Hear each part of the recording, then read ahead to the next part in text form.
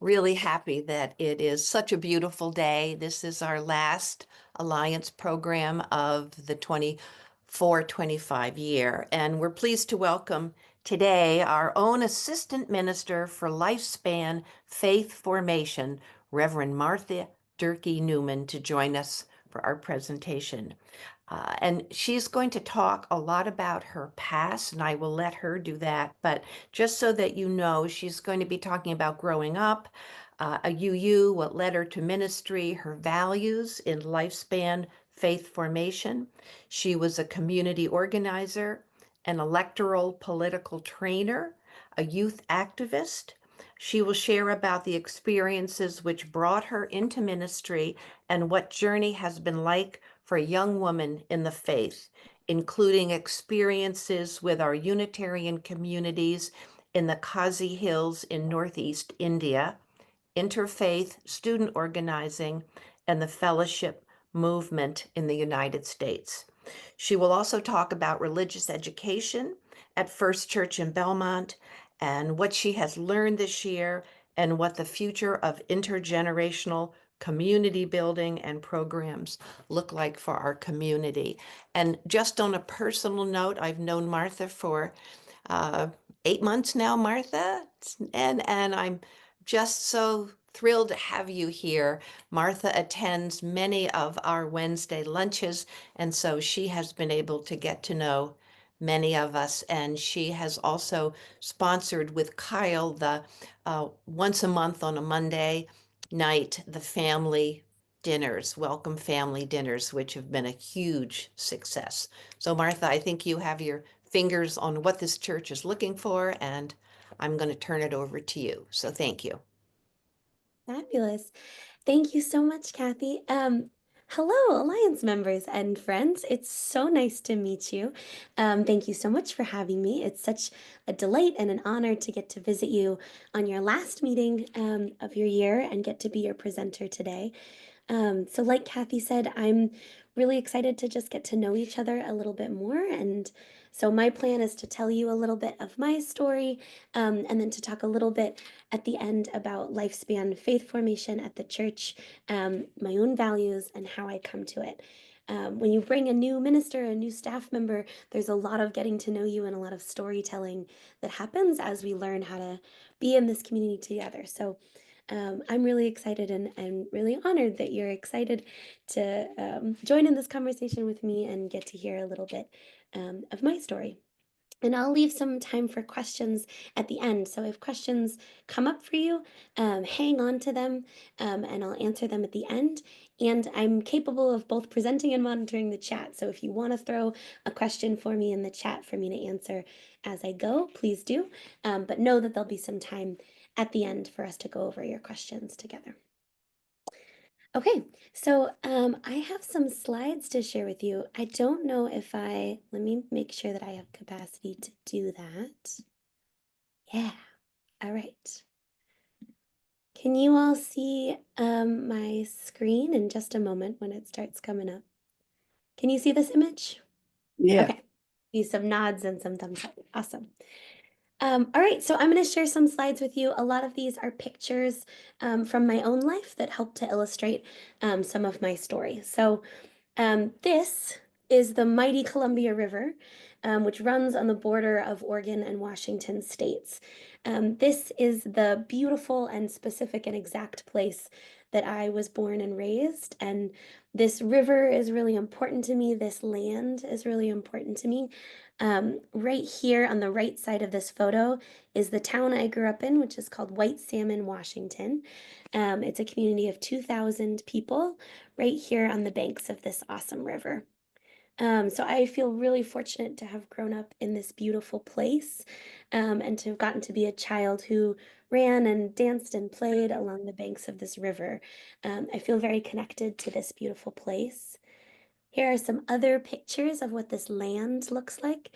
It's really important to me to geographically locate myself. I understand myself, who I am, and my world through my relationship to this particular piece of land. And the places that I live and travel to, I try to rebuild and refine connection to land. This is Mount Hood. And this mountain down here in the right-hand corner is Mount Adams. And both of these are images of the Columbia River. This is a national scenic area, designated so by the government in the 70s.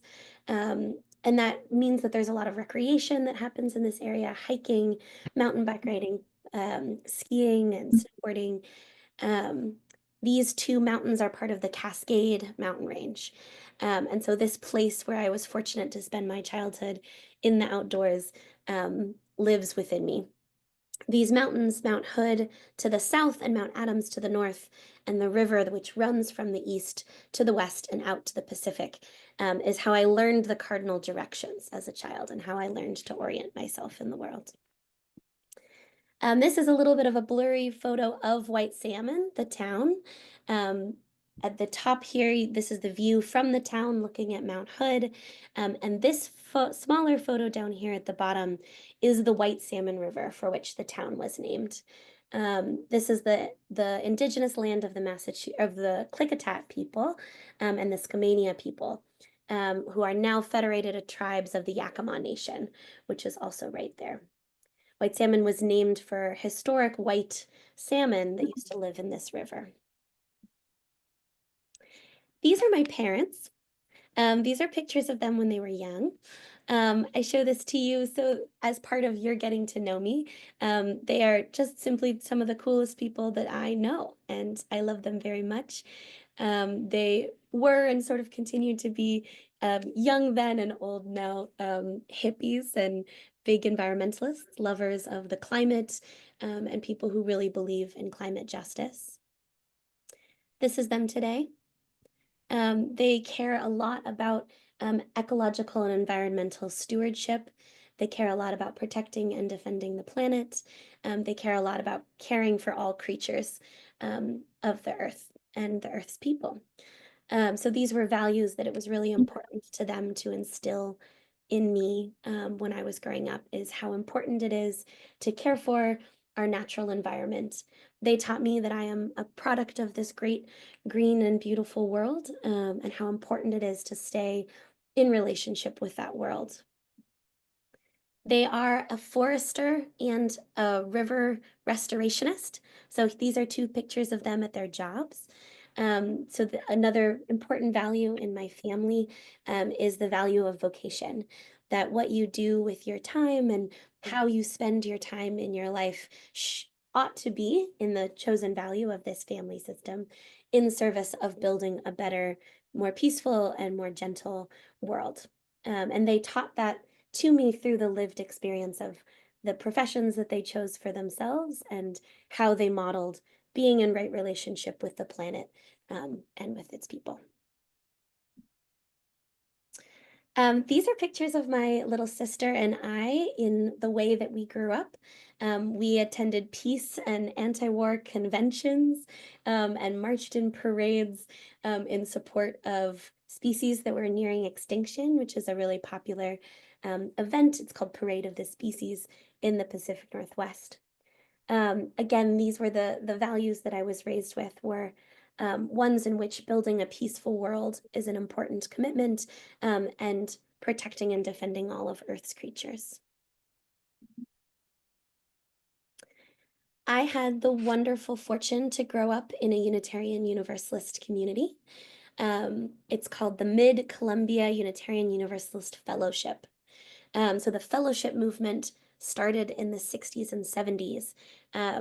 As some of you might know, Unitarian Universalism was founded in New England. The first Unitarian and Universalist churches are here in Massachusetts.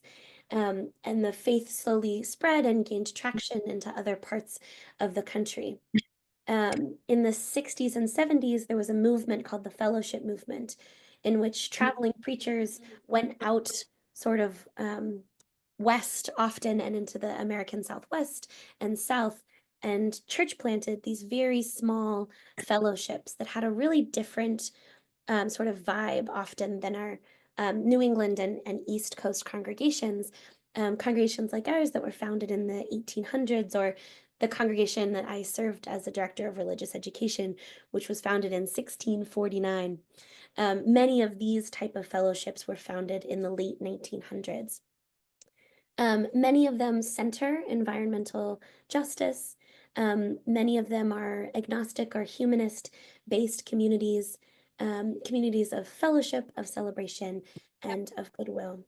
So the Mid-Columbia Unitarian Universalist Fellowship was founded in 1986 by a woman who had belonged to the Portland, Oregon UU Church. And then she traveled out and lived in this small town, White Salmon, where I grew up, of 2,000 people. She put an ad in the paper in 1985 to say, anybody who wants to have spiritual discussions, come to my living room, and we'll talk together about nature and spiritualism, and we'll read books together. And so people came, and after a while, after about a year of meeting in her living room, they decided to found a Unitarian Universalist fellowship. This fellowship, so I included a picture of the Rockford Grange. This is a community center building. During the weeks, there is a vegetable kind of farm stand. There's livestock trading that happens in this parking lot. On the Saturdays, it's a contra dance dance hall. And then on Sunday mornings, the Unitarian Universalist Church meets here and has since I was a child. This picture on the left is the Rockford Grange Hall, where the congregation meets. This is the most recent image of the congregation. So there are currently, I think, 86 members. I'm not sure. This photo was taken a few years ago. When I was growing up, it was always a small fellowship, and it continues to be a small fellowship. But I took this picture from their website, and it's their latest bunch of folks. So when I was a child, this was a very lay-led fellowship and has almost always been. They called a minister for the first time ever in 2014.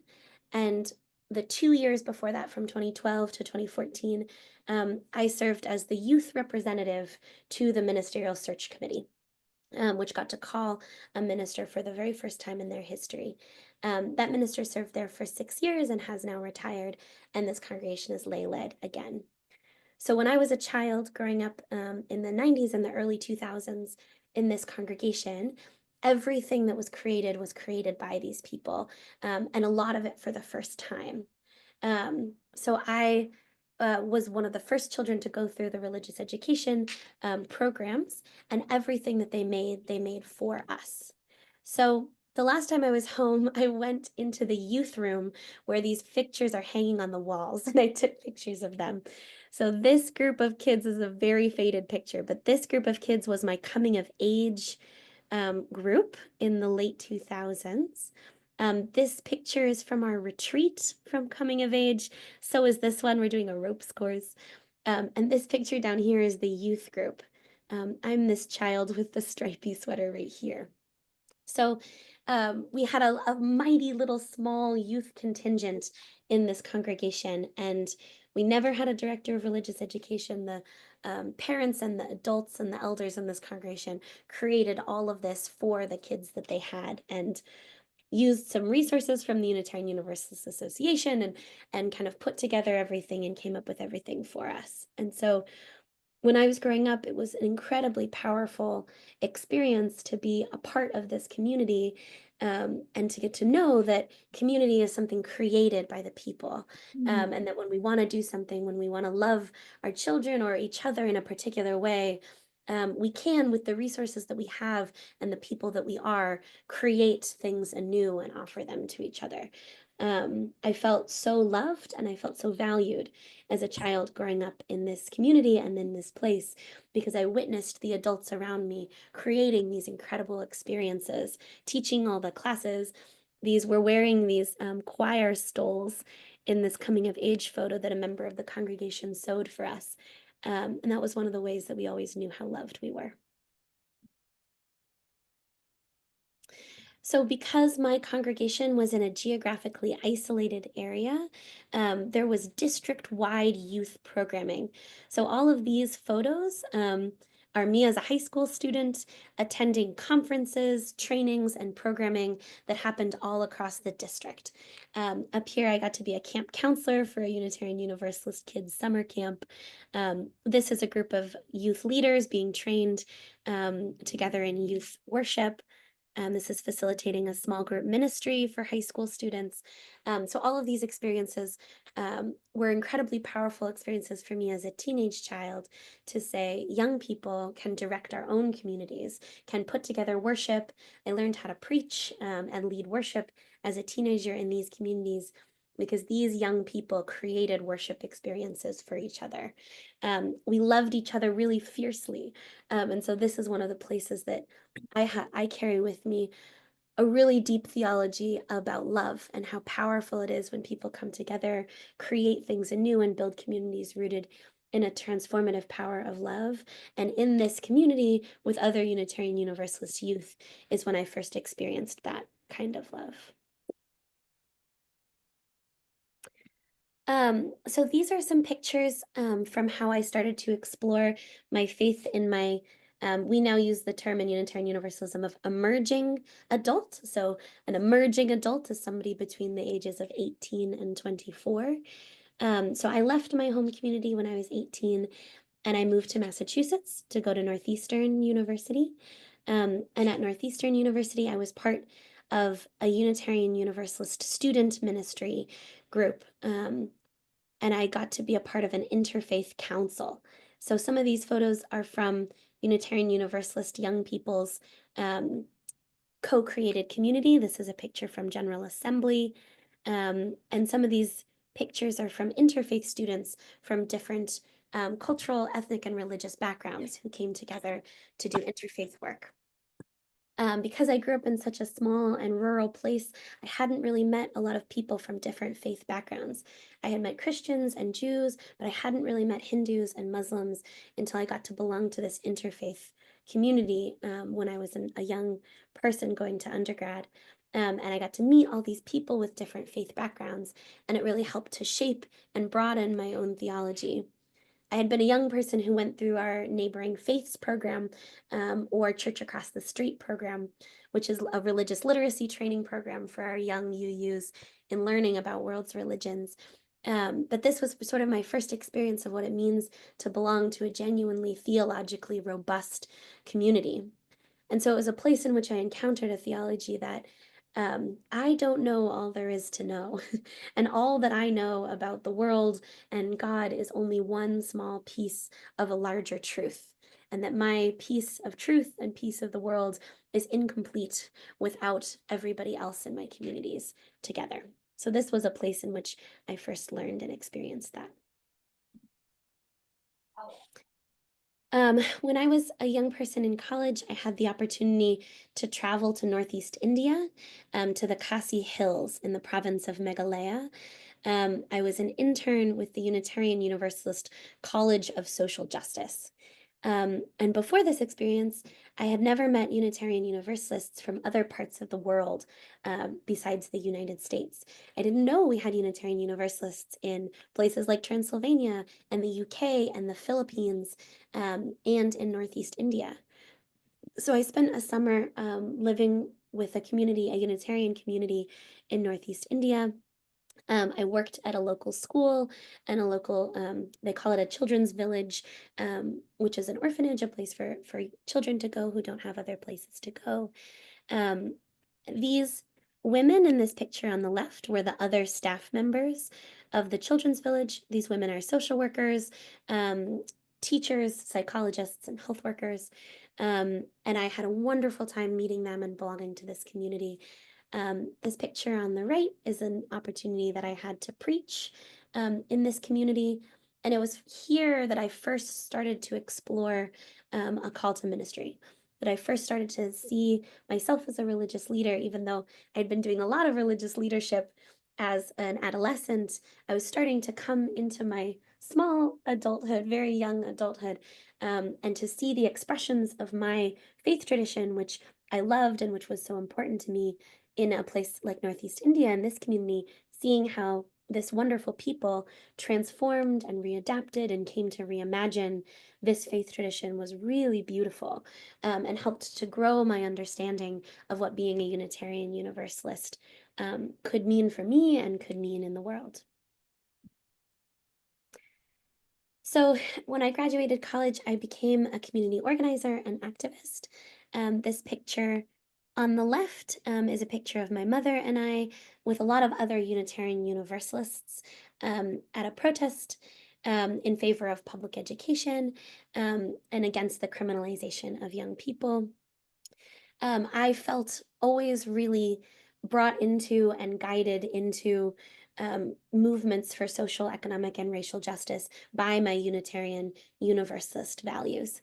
My values of love, my values that teach me about the inherent worth and dignity of every person have brought me directly into community organizing movements for social justice. And so that was a place where I grew a lot and did a lot of work, learned a lot about systemic injustice, oppression, learned about resilience and courage and grit. So I became a community organizer. I worked for a women's peace organization called Code Pink Women for Peace in Washington, D.C. This is a creative, nonviolent direct action organization. So I have lots and lots of pictures of some really fun actions that we did. But these are a couple. Over on the left. We're dressed like pink statues of liberty, talking about welcoming immigrants and refugees to our community. Over on the right, this is a picture of our group of activists at the Republican National Convention in 2016, protesting in favor of a ban on assault weapons. We're holding tennis balls in this image because at the Republican National Convention, all tennis balls were on the list of banned objects at the convention, but guns, including assault weapons, were not. And so we were making a bit of a political statement there about safety and about weapons, what constitutes a weapon. So this was a really powerful experience for me of being part of the peace movement, of getting to learn about creative resistance, and of getting to come to know myself as an activist. These are a bunch of different pictures from my life as an activist and community organizer. I've gotten to be part of a lot of organizations, movement spaces. I've gotten to be a trainer. I've gotten to meet some really, really incredible people and be part of the organizing of a lot of different really incredible movements and protest spaces in favor of social justice. This picture down here is especially important to me. I am a person who lost somebody that I loved to an act of gun violence when I was a young person. And so a lot of my activism was shaped by advocating for community safety and less easy access to guns and other kinds of weapons. And this was a peacemaker community training that me and this group of activists put together, training people on um, cultural diplomacy, how we make peace in our communities without the presence of weapons. And so there's been a lot of really amazing work that I feel really grateful and really humbled to be a part of over the course of my life as a community organizer. I worked in community organizing for a while, and then something that I was noticing was me and the other activists would put together really incredible and important legislation and take it up to particularly the Massachusetts State House, and see it go nowhere. And so I had a journey in my life where I became a political organizer. And so these are all pictures from work I did when I worked for a Massachusetts political organization, helping people run for office. We worked with all kinds of people from all kinds of different backgrounds, helping train them on how to run for office, and then supporting them directly in campaigns. So I had an analysis that thought, I've been part of communities who are proposing legislation for a long time. What would it look like for me to work directly with politicians, getting bad politicians out of office, putting good people in office, working on powerful and interesting pieces of legislation. So this photo down here, folks might remember the Yes on 3 campaign from 2018. This is Ayanna Presley and a group of community organizers and activists. This was a campaign that I worked really hard on um, to protect equity for transgender children and families in Massachusetts and their rights to public safety. So I got to, again, be a part of some really beautiful and dynamic work and meet some amazing people in this part of my life. Okay, and then I wanted to touch base with you on. So this is an image. This is an image that for me is a part of my call to ministry. So I had been doing a lot of um, immigration organizing and accompaniment work. This is a photo outside of the South Bay Detention Center in South Boston near Melania Cass. This was a direct action that a group of us were a part of. Somebody that we loved was detained inside this ICE facility. And we were engaged in a direct action together. And I was thinking about how I had been working in politics and community organizing, and I was feeling really tired and really weary. And some of the people in this photo are Unitarian Universalist ministers, particularly this woman here and this woman here. And in this action, I was feeling so tired and so worn out, and we were being harassed by agents from ICE. And these ministers started singing songs that I knew, songs from our faith tradition, songs that you might know too. And I felt my spirit sort of lift and swell, and I felt so supported and so loved. And I felt we can do this. We can protect our beloved people. We can create a world with more justice and more love. And so that started to make a turn for me where that call to ministry that I had been experiencing ever since I was a child and youth started to really rise to the surface for me. And so after this experience, I decided I think it's time. I think I want to go into ministry. When I was a child and a young person growing up, I had only ever met ministers who were elders. And so I didn't know that ministry was a thing that a young person could do. But I started to meet, when I was living in Boston, I started to meet young Unitarian Universalist women ministers, and that made it feel that it was something that was possible for me. But I wasn't quite sure how I would fit in a congregation, how I would like being in a congregation. I had been an activist before. And so a mentor of mine suggested, she said, you love children and you love education and you've been a trainer. Maybe you could try children's religious education in a congregation setting to continue to explore your call to ministry. And so I did. I became the director of religious education at First Parish in Malden. This is the Reverend Otto Concannon, and this is the music director, Soren Ostenfeld. This is an image from my last day. I served at this congregation for 5 years, or for 4.5 years, as their director of religious education. I love serving at this congregation.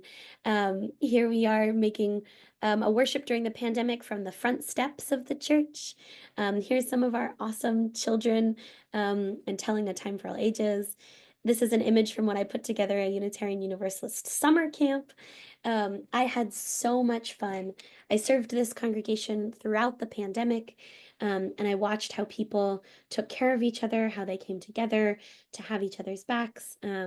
I witnessed just the wisdom and brilliance of our children and young people. I really fell in love with serving a congregation and what it means to witness and be a part of an amazing and good people sort of struggling together to build a better world. And I just loved it. I loved children's religious education. I loved being part of a worship staff team. It was really an amazing experience. And I had been a part of congregations growing up and then through my young adulthood, but I had not served as a religious professional. And I had the opportunity in this setting to get to serve as a religious professional, learn what it took to put together a congregation, and be a part of a staff team. So while I was a director of religious education, I applied to Harvard Divinity School, where I spent 3 years. This is Harvard Divinity School in the snow. I think it was very beautiful in the snow. This is from a few years ago. So I lived in Somerville, Massachusetts, and I got to go to Harvard Divinity School, which was a really incredible experience. Harvard Divinity School is an interfaith religious training program, which has a Master's of Divinity program and a Theological Studies program. It was a really incredible experience. I felt similarly to how I felt in undergrad being a part of an interfaith community, that my own theology, my own understanding of the world was so broadened and so expanded um, by getting to meet and be in community with and be in classes with incredible uh, people from different religious traditions and from all over the world. There were men training to be priests in the Catholic tradition. There were all kinds of people training to be rabbis in the Jewish tradition. There were Buddhist monks. There were Christian pastors of many different ecumenical denominations. There were so many incredible and different people who brought their own life experiences and theologies. And it was an amazing experience to get to sit in a classroom all together and learn together and talk about God together and talk about heaven together and talk about theologians from history and how our history and legacy impacts our present. It was a really powerful experience. This picture up here in the upper left-hand corner are the Unitarian Universalist students from HDS. You might recognize, I know the pictures are really small, but this person is Sophia Rainier Dosher, who was the intern minister here at First Church in Belmont last year, and a beloved friend and community member of mine. Some of you might recognize this person here, who is Joelle Tapask. This is Derek Tapask's daughter, who went to divinity school with me and was sponsored by this wonderful congregation. Joelle is really beloved to me. She's now working in Philadelphia as an arts worker. There are some amazing, incredible Unitarian Universalist ministers in this picture, and it was really cool to have. We had a pretty large cohort of Unitarian Universalist ministers in formation, ministers in training that year. This picture is a picture of the Reverend Rosemary Dodd and Phoebe Eckhart Lee, who are two of my most beloved friends in the world and two of my co-ministers in this place in our formation. You might not be able to tell, but we have cookies that are shaped like church in this picture. We did a lot of really amazing ministry together, and I feel really grateful to have friends who are also colleagues who have been on this journey with me for many years. And this picture in the middle, which is a little silly, these two women and I wrote our senior thesis together, the three of us, and we wrote a book-length project. So what's laid out here is each chapter of the book. This is a photo from we went on a writing retreat when we finished this book, and we had printed out all the pages and spread them out all over the floor so that we could put them in order and edit them. And this was the final. We compiled them each into a little stack, which is chapter by chapter. Phoebe and Rosemary both grew up in a similar way to me. They're both from the West Coast, and they both grew up really informed by a Unitarian Universalist youth-led and youth-centered worship culture. And so we wrote this book about Unitarian Universalist youth-led worship, how to do it, what it's like, where it comes from, the theological centering of it, the historical roots of it, and what it's like. So that was an amazing project that I got to work on in divinity school. And this picture down here is my cohort from when I worked as a hospital chaplain as part of my ministerial training. Each person in this picture comes from a different faith background and approaches chaplaincy from a different religious standpoint. And I got to belong to this group working as a hospital chaplain at the Beverly Leahy Hospital in Beverly, Massachusetts on the North Shore. Where I learned a lot about chaplaincy. I learned a lot of humility. I learned a lot of how my Unitarian Universalist background and theology can help me show up for people from different backgrounds and from different traditions. So I graduated Harvard Divinity School and I pursued a congregational internship.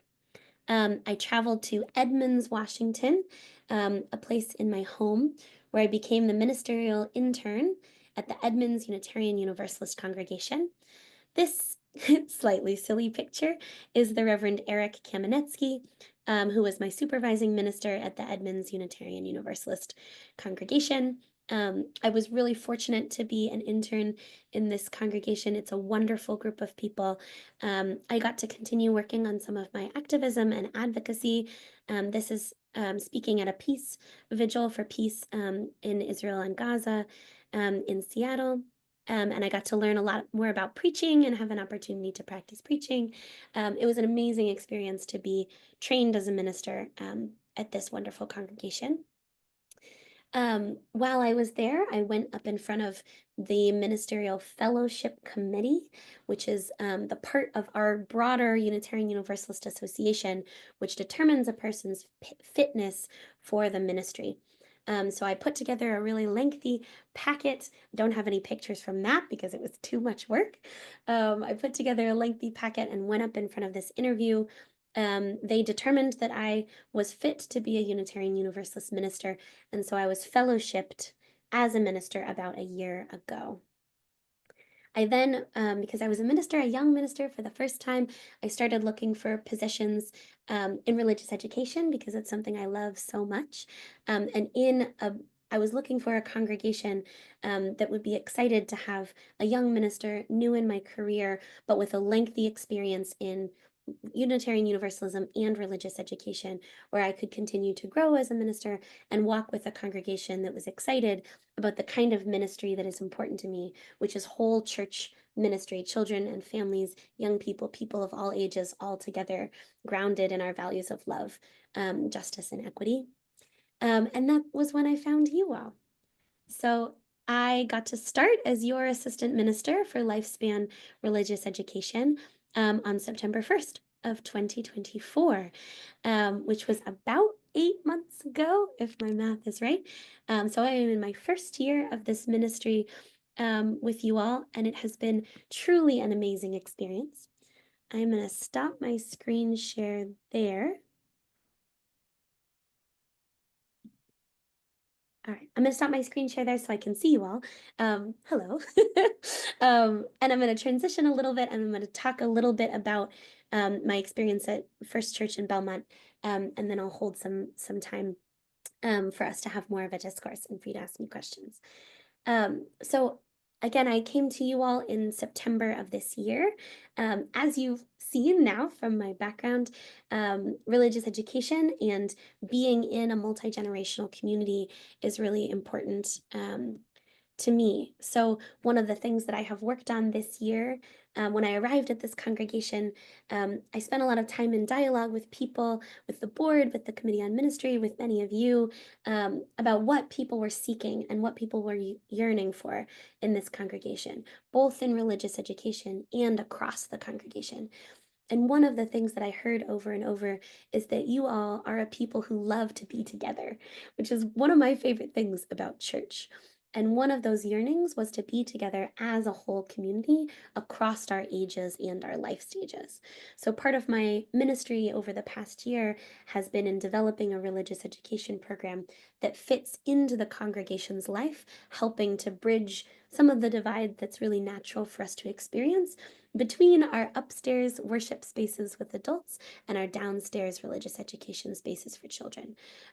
So I've worked on both helping adults come downstairs into the program as teachers, volunteers, chaperones, and leads, and having our kids come upstairs into worship and feel that worship is for them, that multi-generational worship is a regular practice that we can do in the congregation, to feel that spaces are accessible and welcoming to children and their families.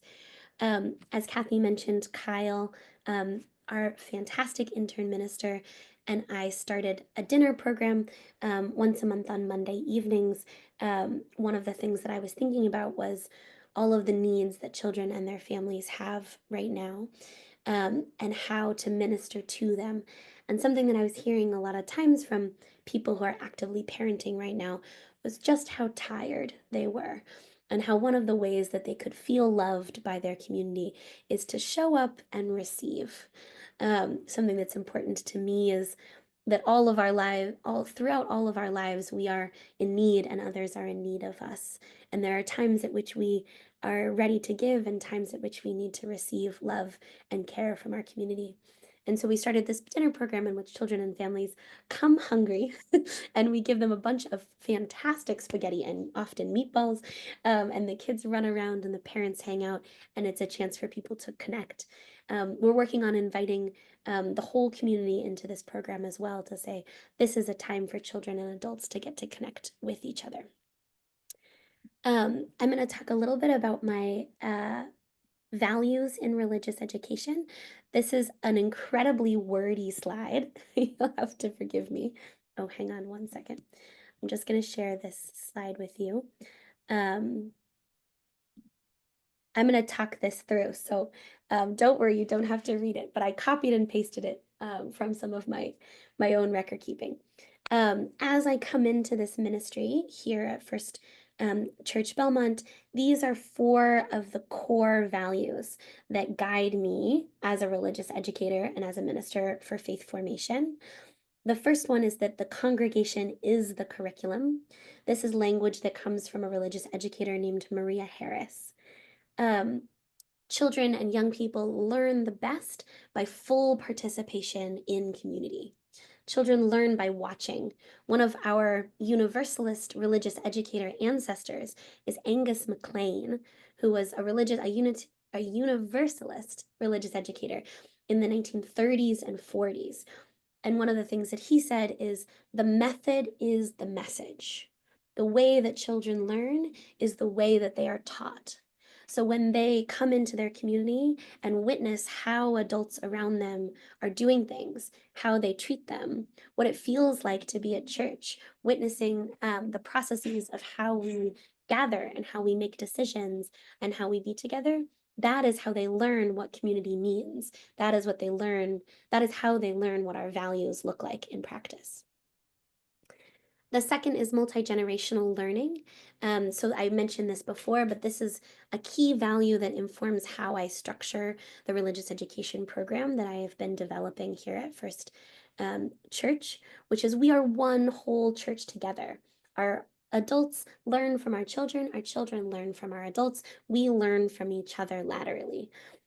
Each one of us has incredible and unique experience, life experience, and wisdom. There is not one among us who doesn't have something to teach, and there is not one among us that does not have something to learn. This also informs how I approach lifespan faith formation. All our lives, we are forming what it means to have a spirituality, what it means to be a spiritual people.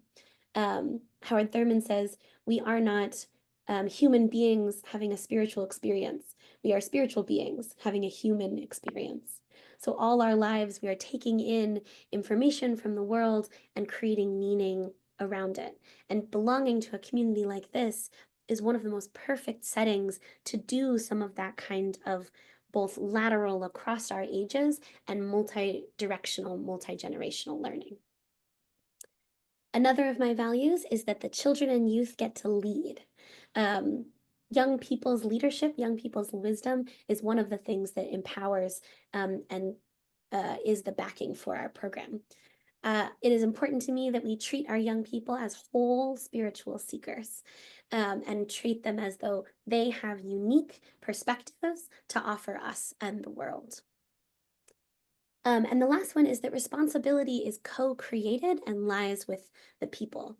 So we are one people together, and all of the things that we create in this church community are shared. The religious education we put together, the music that we make, the worship that we make. We have an absolutely fantastic staff at this congregation. I feel so lucky to get to work with Chris and Ian and Kyle and Rayanne and Tracy and Luis, who are and Lillian. These are amazing people who bring their own skills and experiences and expertise into this work. And the responsibility and the power is with the congregation. And that's a value that helps to inform how I structure the building of this ministry. Okay, I'm going to take that down again to see you again. All right.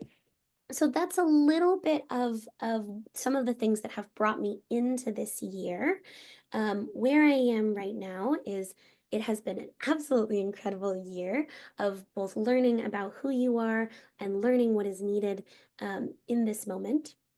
And where I am right now is starting to look ahead to the next year, ahead to the couple of years to come. There are a few questions that are sitting with me in this moment. One of them is, what is a person's life from if you were to be born in this community and you were to die in this community? What could you expect from lifetime participation as a Unitarian Universalist? What are the things that you could learn? What are programs you might be able to expect? Um, what is an arc that's created through a potential life in this community, about what it means to belong here, and the kind of that multi-generational, multi-directional learning that we get to do. So that's one of the questions that's carrying me into the next part of this ministry. Another one is, we live in a changing world. We live with a changing government system. We live in difficult times. We live in times of war, times of a lot of different change, where a lot of the structures that we have relied on are shifting. So, what are the skills and resources that, in particular, our children need, but that all of us need to sort of meet the moment that we're living in? And what is specific and special and unique about spiritual and religious community, and what we learn and how we develop and grow as people here with one another? Because lifespan faith formation is my title, some other titles similar to mine are lifespan learning or religious education. So when I think of all of that together, how do we learn, and what is it important that we learn right now, as we are interfacing with our changing world? So those are some of the questions that are sort of guiding and shaping me right now, as I approach this ministry. Okay, that was a ton of information, so I appreciate you sticking with me through it all. Thank you for your patience and your attention and for listening to my story. I'm really grateful. I'm going to pause right now and I'm going to check the chat to see. I saw potentially a question come through. And then I'm going to open it up for your thoughts, feedback, questions that you want to ask me. So thank you so much for letting me come here and letting me talk to you, and for getting to be uh, here with me in this congregation. So while Martha is checking her text right now in her chats, I want to thank you so much. I feel like I thought I knew you, but now I really see the whole expanse of your life, Martha. And you brought to us your love of humanity, your feeling of activism for creating change when needed, and being such a thoughtful, warm person, hardworking. And it's just, we're so fortunate to have you among us. So think of any questions you have. Martha's checking her chats to see if there's something that's come up. So I will turn it back to Martha. Thank you, Kathy. I really appreciate that. I want you all to know me. I want you to know the kind of person I am. It feels really meaningful to me to get to share some of my life experiences and story with you, because I am just a product of all that I have experienced and has come before me, and it informs how I show up and how I interact with this work. So it feels really special to me that you all now know me a little bit deeper in this way, because it does really inform a lot of the kind of minister that I am. Okay, Richard asked me a question. Did you have some relevant co-op experiences when you studied at Northeastern? Yes. So Northeastern has a cooperative education model, which means that students work, as well as study, through something called the co-op program. So every other 6 months, you work a full-time job, instead of doing your studies. When I referenced working for Code Pink, that was a co-op. So that was the first co-op I did, which was a really amazing experience, working in the peace and anti-war movement while in college. So I did a co-op at Code Pink, and then I did my second co-op at Oxfam America in Washington, D.C. I worked on their refugee and immigration advocacy team, so I got to go into Congress and do some lobbying. In particular, at the time that I worked there, was when a siege on Yemen had just begun. And so we did a lot of advocacy around welcoming refugees, from Yemen, and trying to end, kind of the military, the US military and Saudi Arabia's alliance, and interacting with Yemen. So those were my two co-ops at Northeastern, which was really helpful for gaining practical work experience, before I graduated. Miriam, I'll take your question. What do you see as the major challenges for the upcoming year? Great question. So, one of the things that I've been doing this year, a lot of the program development that I've working on is both new to this moment in the congregation and in some ways a return to the congregation's roots in religious education. I had a wonderful experience of meeting with different past directors of religious education from First Church Belmont and learning about what kinds of program models have been here before. So there is both this creation of new and recreation of old that I've been working on across this year. And so part of this year has been setting up that structure. A major challenge, I think, going into the coming year is about sustainability and longevity of a new structure. So, training religious education volunteers and volunteer teachers, and then creating something that has sustainability for the years to come, in which children are well supported and adults who teach them are well supported. So, sustainability with program structure is one of the things that I'm thinking a lot about.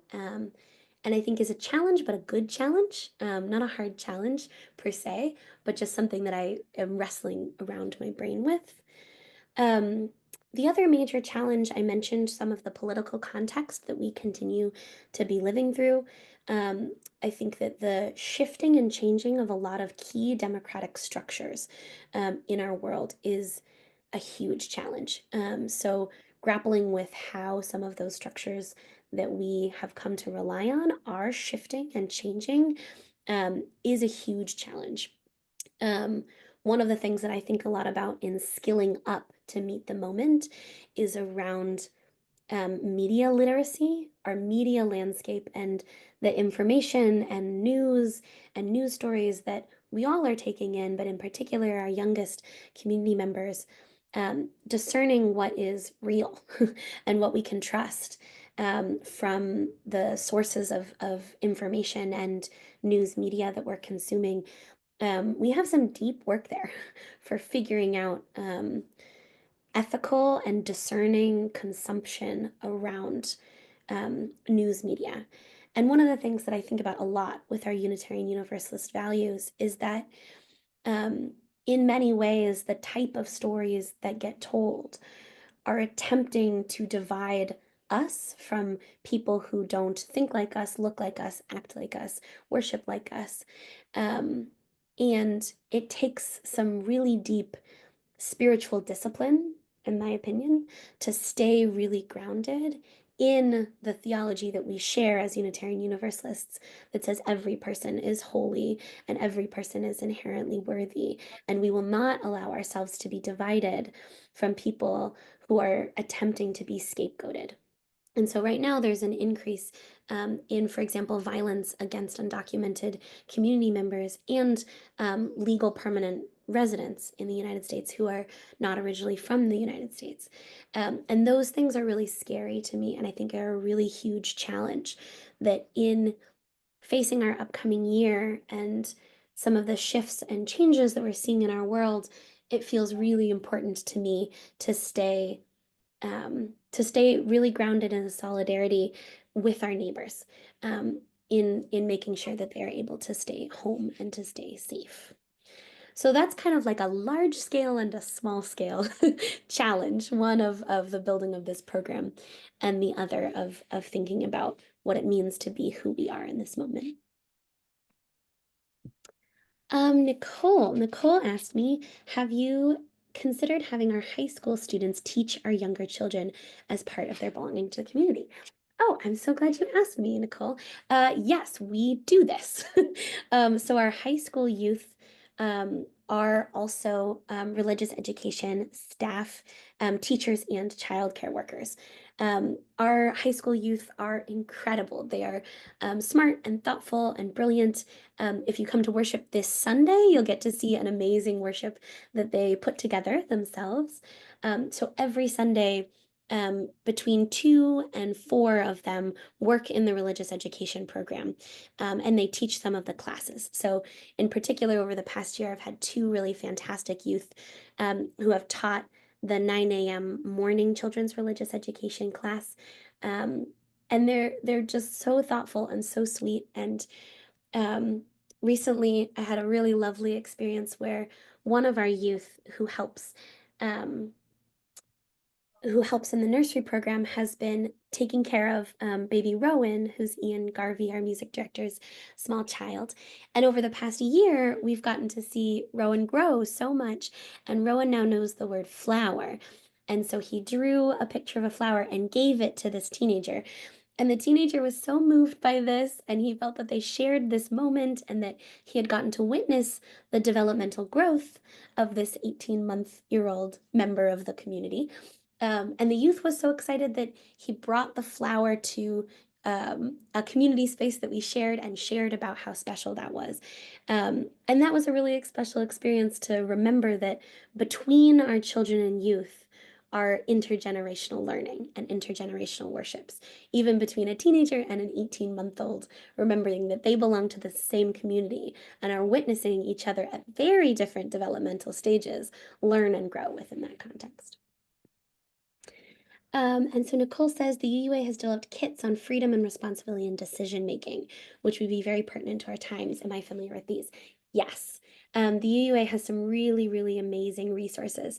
One of these kits that they put out recently was about congregational risk assessment, understanding what it means to be a liberal religious community like ours, grounded in values of justice and equity, and how we make decisions and how we skill and resource ourselves and each other. And so I've been really fortunate to get to learn from a lot of those resources, and to bring some of those resources to our people here in saying we are living through really changing times, and understanding the processes of both how we make decisions for our community and how we are guided by our Unitarian Universalist values out into the world informs how we come to decisions both in the communities that we're a part of, religious and not. So I feel fortunate that we have a lot of those resources. Thank you for flagging that. Other questions that folks want to ask me, you can either pop it in the chat or you can come off mute and let me know a question that you have, either about me, my story, my work here, my call to ministry, whatever you'd like to ask me.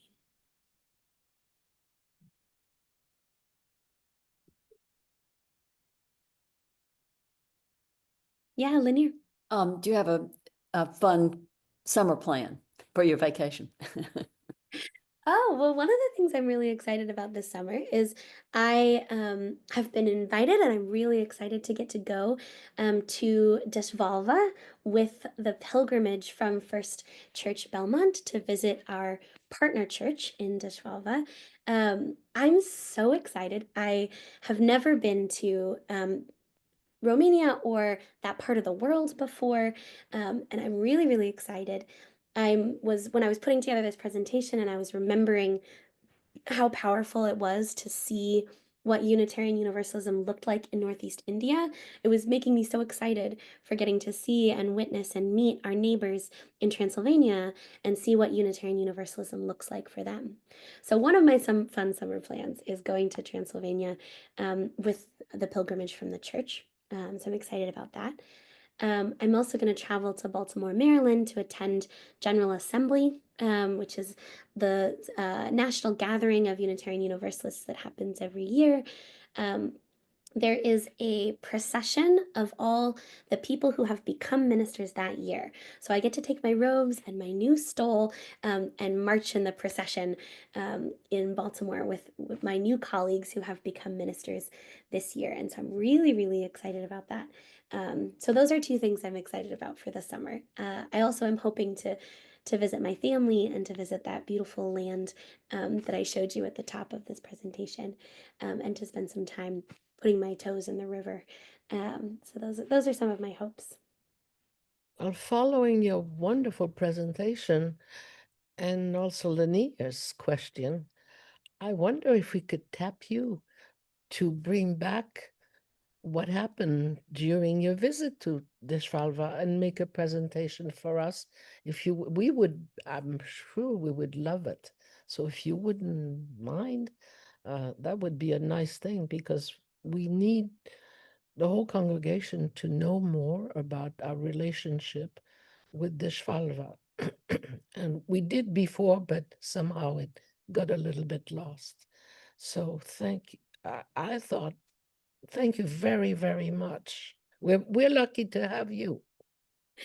Absolutely. Thank you, Nicole. I am very, very lucky to be here. I would be delighted to come back from Dishvalva and share a presentation with you. I think that's a great idea. I'll take lots of pictures so that I can show them to you. One of the things that I've been thinking about as we prepare for this experience is that this church has had a very long relationship with this congregation in Dishvalva, and what a beautiful kind of longitudinal friendship to have. There's so much to be learned there. And our neighbors in Dishvalva have experienced the rise of an authoritarian government in their context. And I would imagine that they have a lot to tell us about what it meant to survive that time, what it meant to be a religious community going through that together. And so I'm excited to hopefully learn some of the lessons from them. Folks want to ask me? Well, that was wonderful, Martha. So I will applaud. I can see you put a lot of hard work into it, and I can also see that you must have enjoyed pulling together the story of your life with the beautiful pictures of where you grew up in that wonderful river and the mountains. And we're so glad that you have traveled to the East Coast from the beautiful West Coast. And I hope you get to experience some of the smaller mountains we have in New Hampshire. So thank you. Absolutely. Yes, well, it was such a pleasure. It was really a pleasure to put this together for you all. I feel really grateful and humbled that you are receiving my story in this way. It's really cool to get to know each other like this. And I feel really grateful to have landed with you, good people. It's been wonderful to get to know you and get to love you over this past year. And I'm really excited for the work that we get to know together. And if you see me wearing my new stole, so I was ordained just about a month ago. And the stole that I was given by a beautiful stole maker has the Columbia River on it. And it has Mount Adams and Mount Hood. And it has the sun and the rain.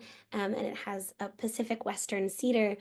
So this person who made the stole knows me well and knows this beautiful land. So if you see me wearing it, now you know exactly where it comes from and exactly where I come from. So thank you so much for spending your morning with me. I'm really grateful, and I will see you so soon in church, and hopefully we will meet again at the Alliance, maybe post Tishval. I think that's a fabulous idea. So thank you so much for having me here. What a delight. Well, thank you, Martha. Thank you. And I you. want to let everyone know that starting in September, stay tuned, look on the church website for our programs, but our programs are always the second Thursday of the month. And we have a number of programs lined up, but we don't have dates attached to exactly when they are. So we look forward to seeing you all.